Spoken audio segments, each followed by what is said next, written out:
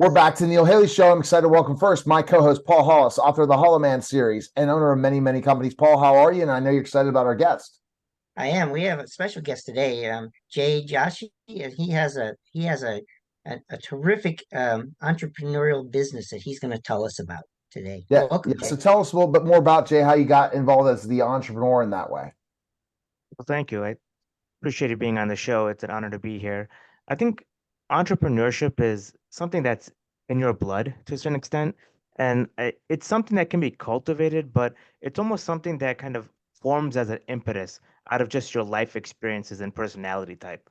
I created Daily Remedy, which is a health news media outlet that includes news articles, surveys, videos, PowerPoint presentations, out of a need to create more physician driven healthcare content.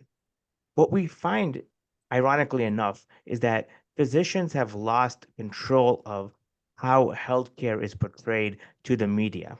Now, that may seem odd to say because as physicians, it's generally assumed that we are in control of how patients receive their medications, receive their care. But what we found, particularly in the pandemic, but you can argue that it's been going on for some time now, that there's a disconnect in how the public understands healthcare, where they get their information, and how physicians communicate with patients.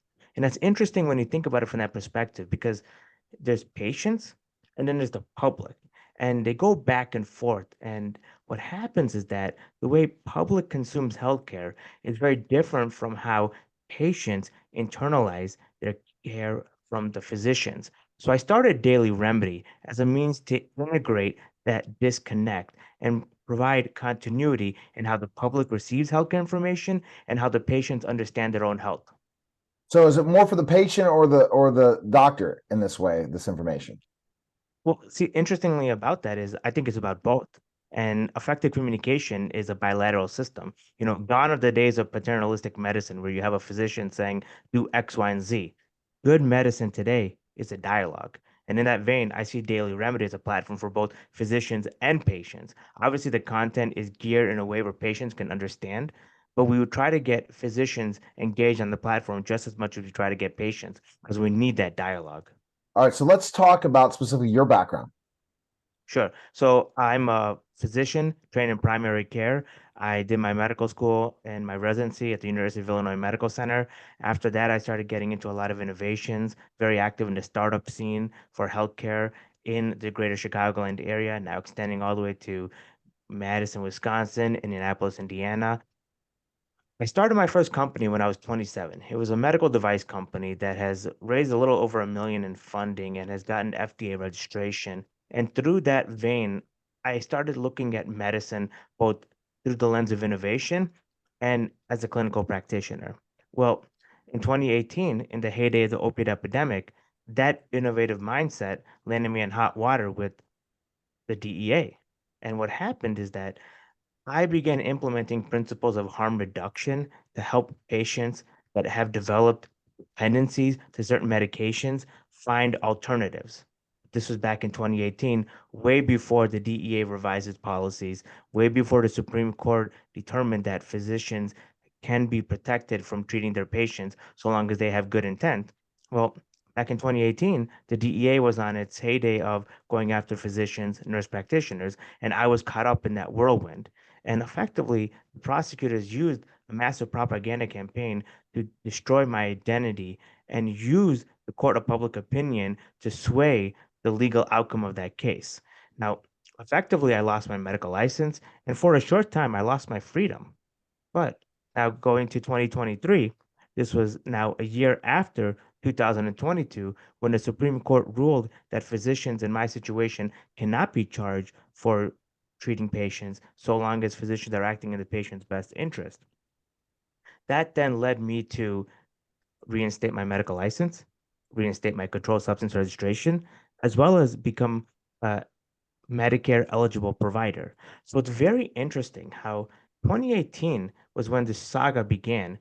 2023 is when the saga ended. And in that time, the DEA and the Department of Justice completely changed their perspective on how patients and physicians should interact with particularly when it comes to the prescription of controlled substances. And I just so happen to be caught up in it.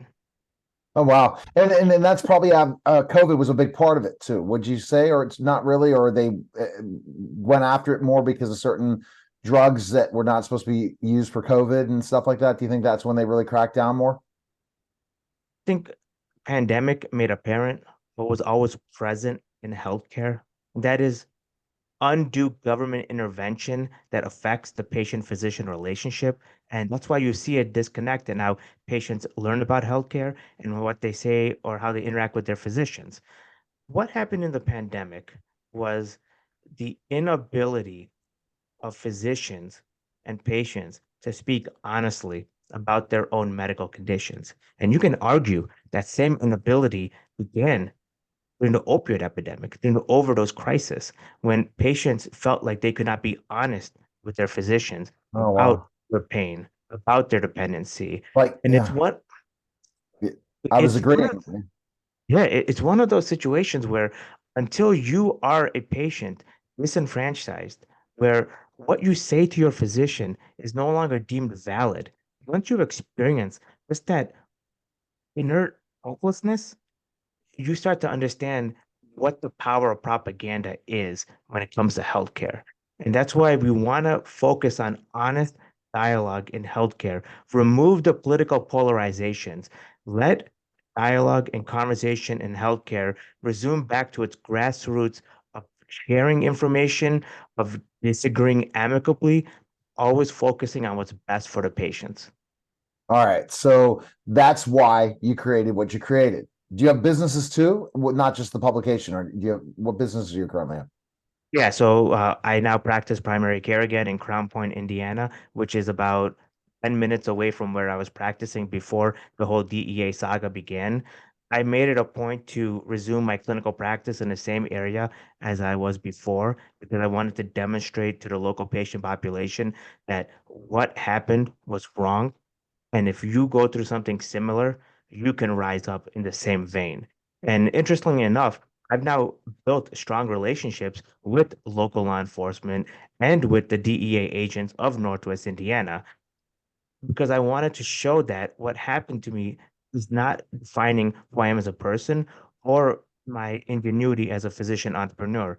Rather, it's the ability to overcome that and then rehabilitate the misguided federal policies that will really define going forward. And so I think Daily Remedy is an offshoot of that to show the public that you can be in control of how you glean healthcare information, and you can work with your physician to bridge the disconnect between what you see online and what you discuss in the patient-physician encounter. I think it's fantastic. And any other businesses you're doing right now, or just more just focusing on those two things, those two projects? Well, the medical device venture is there. We've achieved FDA registration. We're now beginning commercialization. As a clinician and as an entrepreneur, I have to recognize what I'm good at and what I'm not good at. And I can develop a medical device, I can create the value proposition, but when it comes to the actual commercialization component, there are people who are better situated than I am to understand the actual process of sales. So in that vein, I'm taking a step back when it comes to the medical device venture, Output Medical. But yes, when you look at what my day-to-day activities are, I'm very much focused on practice of clinical medicine, writing strong healthcare content, engaging with patients both in the clinic and online. So you can say the two main things that I focus on are Daily Remedy and my clinic. All right. Best place people can find Daily Remedy. Where can they go? Online, www.daily-remedy.com. Don't forget the dash. It's very critical. And again, it's DAILY-REMEDY.com. We're on social media, Twitter, Instagram, Facebook, you name it, we're on it. We're here to serve the public, and we look forward to seeing you. All right. Thanks again. You're listening and watching The Neil Haley Show, and we'll be back in just a moment.